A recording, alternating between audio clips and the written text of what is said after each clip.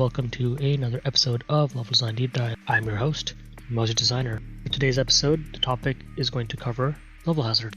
Level hazards have been around for a while in many different games and genres of games.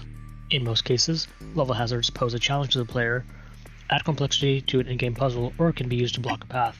Other times, level hazards can be downright frustrating. Looking back, I still have some sort of panic/anxiety attack of any big water level such as Labyrinth Zone of Sonic 1. So for today's episode, I'm going to be looking at different level hazards and how they're used in different genres of games and levels. Hopefully, you'll find today's episode informative and be able to take away some ideas of how to implement level hazards in unique fashions for the levels that you may be working on. So to get started, let's break down level hazards into common categories.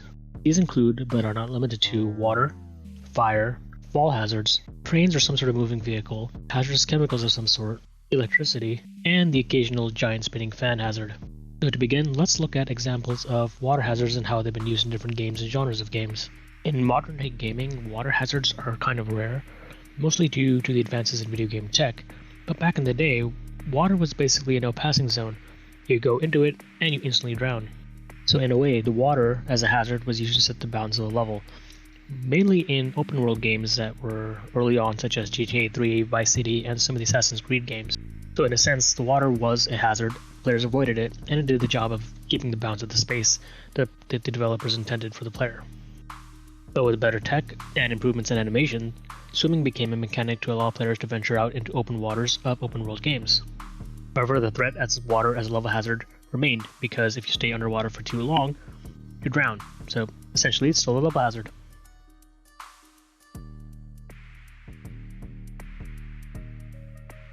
However, there are some exceptions to this rule, again looking back at old school games. I don't think Mario had this mechanic, correct me if I'm wrong in the comments below, but I do remember that Sonic 1 and 2 and 3, if you stayed underwater for too long, you heard this alarm/siren that you have very limited time to get oxygen, and if the time ran out, you drowned. Again, the example of water as a level hazard. But there was a game mechanic for you to survive the level hazard, finding those air bubbles. If you found the air bubble, your oxygen came back and you can stay underwater for longer.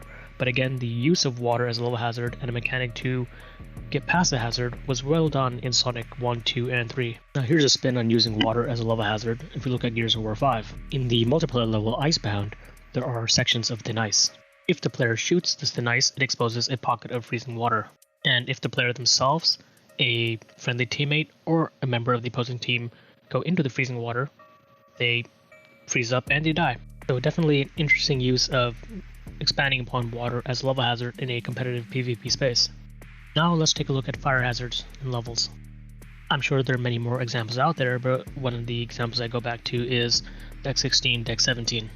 I've already discussed Deck 16 on the channel and its evolution, so definitely check out that video, but it has a great way of using hazards as a way to block the player and choose a path they want to use in a competitive space. In Deck 17, the lower level has a large pool of lava, which is a form of a fire hazard. Players can either go around it, or use a narrow path above it to get the power-up, which adds to a sense of risk and reward.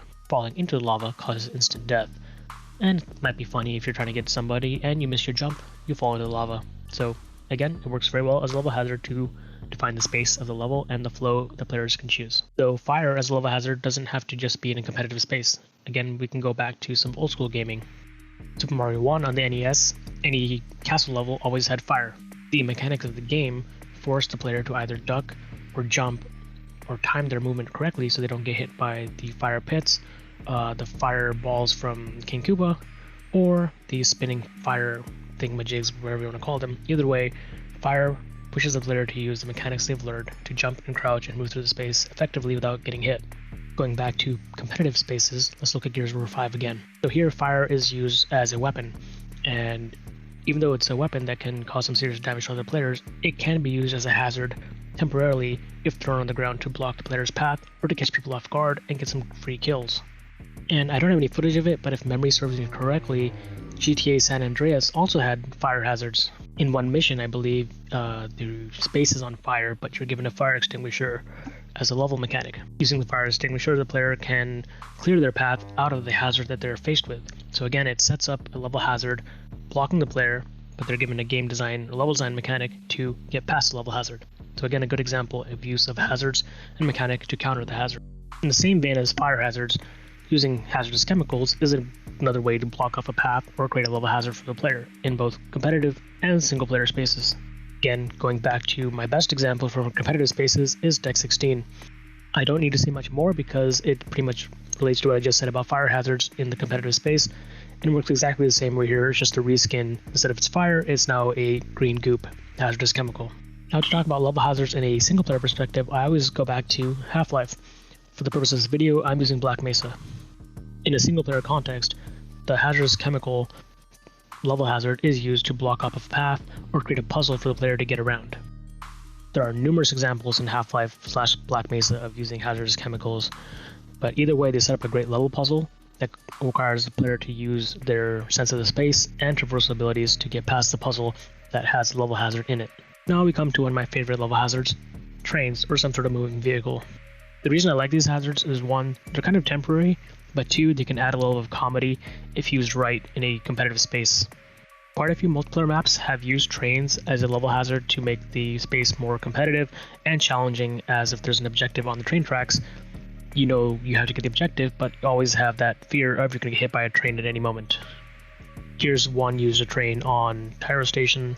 Gears 5 has it with the level Asylum. Instead of one train, there's now two trains. Another example is CP Well from TF2.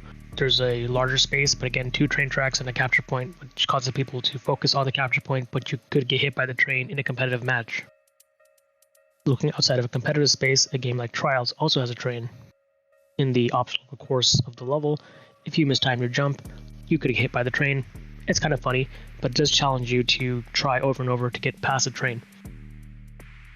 I'm sure there's many more examples out there that I'm not remembering, but again, trains are a great level hazard that enter the space and exit the space. They're temporary, but their presence does cause a sense of panic in a competitive match or even a bit of challenge in a single player context.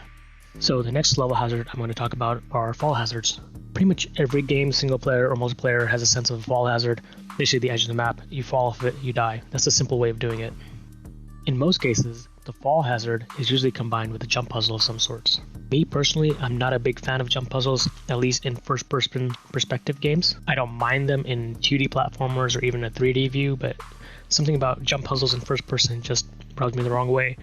Just my opinion, don't worry about it. But love it or hate it, the combination of a jump puzzle with the threat of a fall hazard works very well, as the player needs to time their jumps correctly, use the mechanics they have to get through the puzzle without falling to their death. A very classic example is the room with the large hanging crates from Half-Life.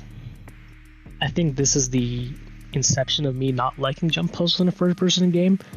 Half-Life actually has quite a few jump puzzles in first person, but they're done very well, so I don't really hate them so much, but other games have not done it well. Anyways, back on topic. The player has to time the jumps correctly from crate to crate and get to the other side of the map. Very simple puzzle, but the spacing and the framing definitely adds a sense of fear and almost vertigo that you don't want to fall. And if you do make the mistake of not landing the jump, you do fall to your death. So a very good use of using a jump puzzle with fall hazards. And just beyond just having the edge of the map be the fall hazard, another good example is from Facing Worlds in Unreal Tournament. Facing Worlds still has the traditional fall off the map, you die either on the left side, the right side, or the giant hole in the middle of the asteroid. But there is still a very good use of having a sniper vantage point in the map combined with a sense of a fall hazard. If I teleport to the top of the tower on either side, I have a great view of the map and have a very powerful sniper rifle to hit enemies who are below me. Though if I'm not paying attention, maybe strafing too much, really getting the headshots, really focused on the kill but not focused where I'm stepping, I could fall off the tower and fall to my death. So it's a very good use of a power position in a competitive space combined with the fall hazard. So the next level hazard I want to look at are spinning fans. You might be thinking, well, that's a dumb hazard, spinning fans, but you see them more often than not. The framing can be different, but the essence is the same. It's a giant spinning object that will kill the player on contact. I myself have used this in one of my older multiplayer maps, CTF Full Throttle. There are two giant spinning fans on either side of the moving tram, with a well-placed health pickup to incentivize players to jump towards it. But if you miss the jump, you fall into the fan blade and you get jibbed. Now let's look at Sawmill from TF2. The framing is different, but the concept is the same. It's still a fan-like spinning object, but literally a saw blade. If you touch it, it kills you. The framing and positioning of these saw blades adds a level hazard at the center capture point. In a competitive setting, players might be attacking or defending the capture point. One slight misstep and you get hit by the saw blade. If you look back at Unreal Tournament again, Unreal Tournament 2K4, one of the levels has a fall hazard, but at the bottom of the fall hazard is a spinning fan. It doesn't chip the player, but it's still there as a level hazard that if you fall, there's no way out because you just hit the fan. It looks cool too. So what I've covered so far are practical examples actually placed in a competitive or single player setting.